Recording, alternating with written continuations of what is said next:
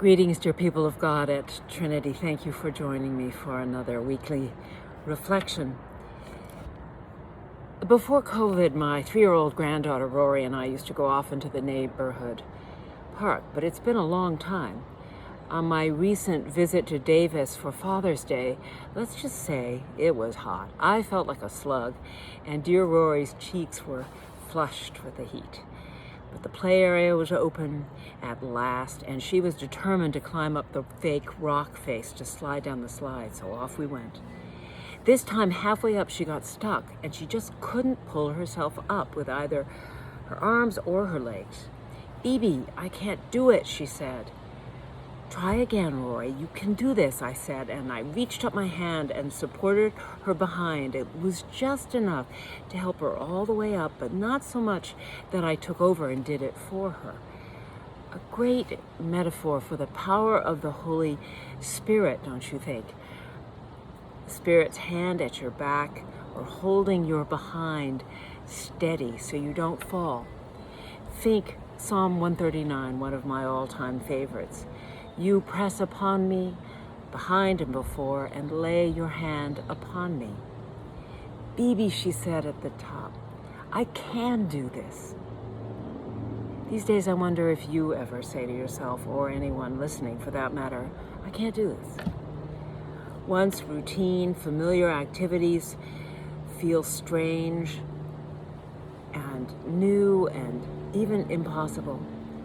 I can't remember to bring my bags to the grocery store. I draw a blank when I think about packing for a wedding weekend. I can't find my packing cubes. How many times have I thought to myself, I just can't do this, or at least I can't face this right now. In her latest reflection on life after COVID, Nadia Bolz-Weber writes about those obstacles, the blocks she's facing, like writer's block, about how many times she thinks to herself, I can't do this. But then she goes on to say, it wasn't that I couldn't do it. It was that I was not yet familiar with the me who could. And that's not the same thing.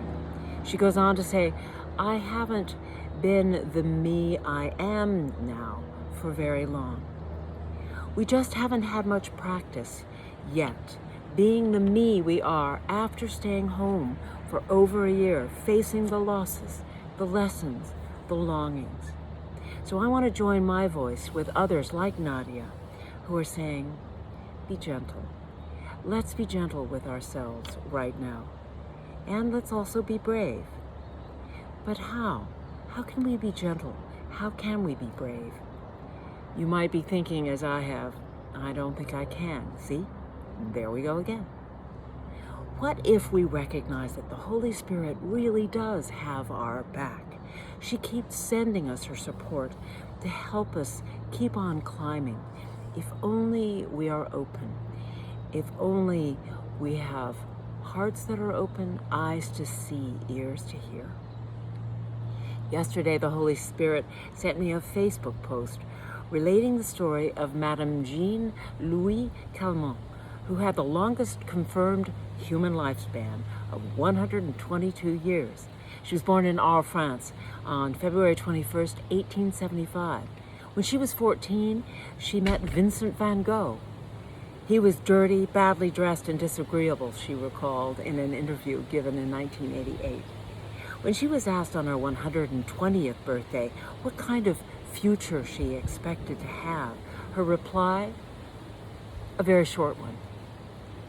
Here are quotes from the Gospel, according to Jean Louis Calment, reminding us not to take ourselves too seriously. All babies are beautiful. I think I will die of laughter. I never wear mascara. I laugh until I cry, often. If you can't change something, don't worry about it. Always keep your smile. I see badly, I hear badly, and I feel bad, but everything's fine. I have a huge desire to live and a big appetite, especially for sweets. I have legs of iron, but to tell you the truth, they're starting to rust and buckle a bit. I took pleasure when I could. I acted clearly and morally and without regret. I'm very lucky. Being young is a state of mind. It doesn't depend on one's body. I'm actually still a young girl. It's just that I haven't looked so good for the past 70 years. At the end of one interview, the journalist said, "Madam, I hope we will meet again sometime next year." To which Jean replied, "Why not? You're not that old. You'll still be here." No matter how old we are all new at this living after. So let's check in a year from now. I hope you will be surprised and delighted by the you have discovered you are.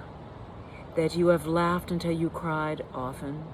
You have taken pleasure when you could, acted clearly and morally and without regret, and said, "I can," often,